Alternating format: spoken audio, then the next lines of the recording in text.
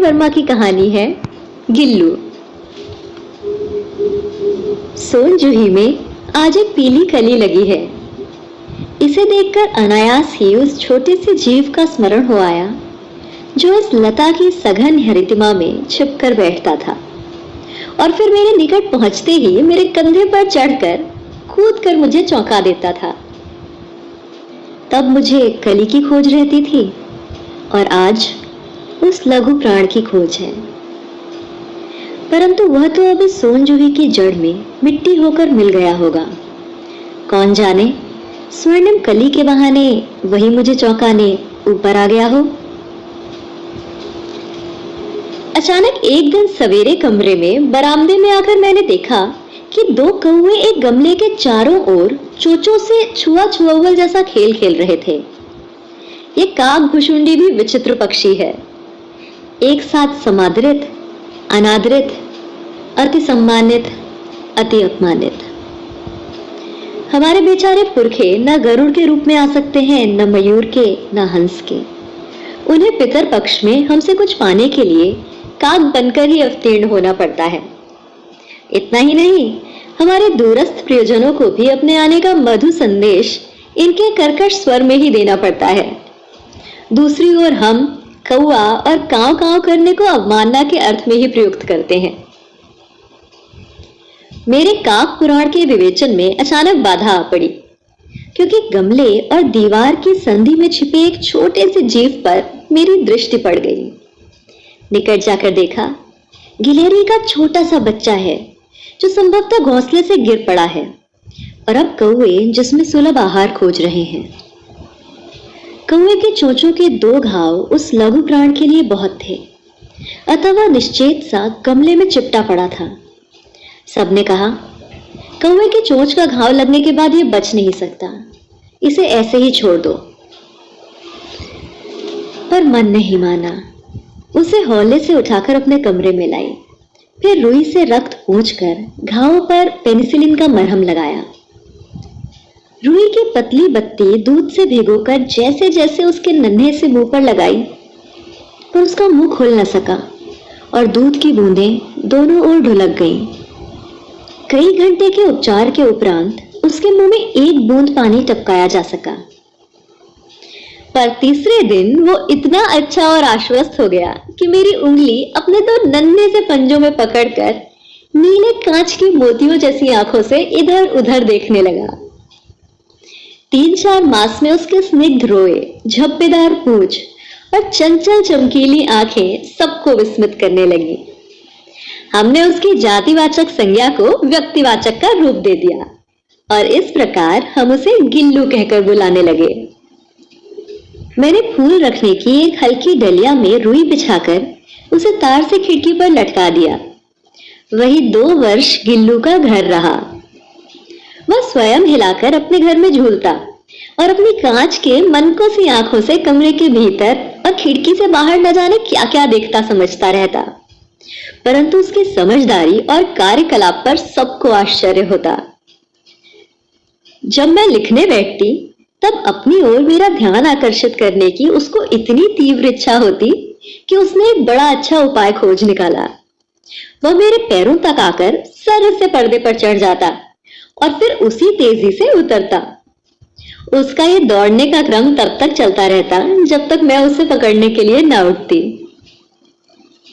कभी मैं गिल्लू को पकड़कर एक लंबे लिफाफे में इस प्रकार रख देती कि उसके अगले 2 पंजों और सर के अतिरिक्त सारा लघुगात लिफाफे के भीतर बंद रहता।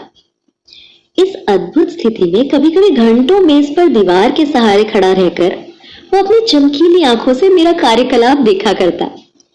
भूख लगने पर चिक चिक करके मानो वो मुझे सूचना देता और काजू या बिस्कुट मिल जाने पर उसी स्थिति में लिफाफे से बाहर वाले पंजों से पकड़कर उसे कुतरता रहता। फिर गिल्लू के जीवन का प्रथम वसंत आया। नीम चमेली की गंध मेरे कमरे में हौले हौले आने लगी।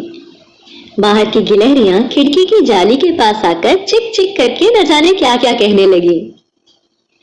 गिल्लू को जाली के पास बैठकर अपनेपन से बाहर झांकते हुए देखकर मुझे लगा कि इसे मुक्त करना आवश्यक है।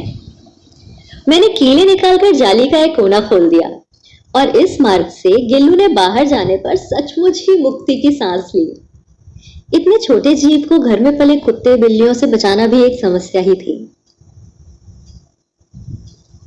आवश्यक कागज पत्रों के कारण मेरे बाहर जाने पर कमरा बंद ही रहता है।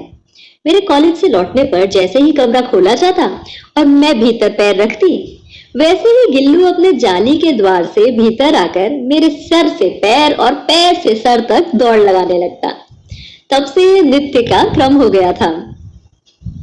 मेरे कमरे से बाहर जाने पर गिल्लू भी खिड़की की खुली जाली की राह से बाहर चला जाता और दिन भर गिलहरियों के झुंड का नेता बन हर डाल पर उछलता कूदता रहता और फिर ठीक 4 बजे खिड़की के भीतर आकर अपने झूले में झूलने लगता।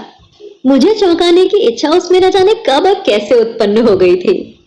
कभी फूलदान के फूलों में छुप जाता, कभी पर्दे की चुन्नटों में और कभी सोन जूही की पत्तियों में।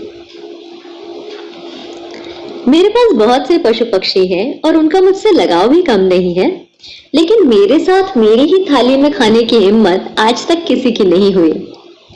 गिल्लू इनमें अपवाद था। मैं जैसे ही खाने के कमरे में पहुंचती, वो खिड़की से निकलकर आंगन की दीवार बरामदा पार करके मेज तक पहुंच जाता और मेरी थाली के अंदर घुसने की कोशिश करता। बड़ी कठिनाई से मैंने उसे थाली के पास बैठना सिखाया, जहां बैठकर वो मेरी थाली में से एक एक चावल उठाकर बड़ी सफाई से खाता रहता। काजू उसका प्रिय खाद्य था और कई दिन काजू न मिलने पे वो अन्य खाने की चीजें या तो लेना बंद कर देता या झूले से उठाकर नीचे फेंकने लगता। उसी बीच मुझे मोटर दुर्घटना में आहत होकर कुछ दिन अस्पताल में रहना पड़ा। उन दिनों जब मेरे कमरे का दरवाजा खोला जाता, गिल्लू अपने झूले से उतरकर दौड़ता और फिर किसी दूसरे को देखकर उसी तेजी से अपने घोंसले में वापस जा बैठता। सब उसे काजू दे आते, परंतु अस्पताल से लौटकर जब मैंने उसके झूले की सफाई की तो उसमें काजू भरे मिले। जिससे ज्ञात होता था कि वह उन दिनों अपना प्रिय खाद्य कितना कम खाता था।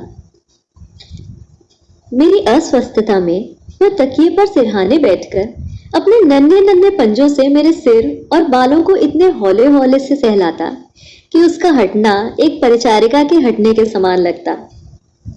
गर्मियों में जब मैं दोपहर में काम करती तो गिल्लू न बाहर जाता न अपने झूले में बैठता।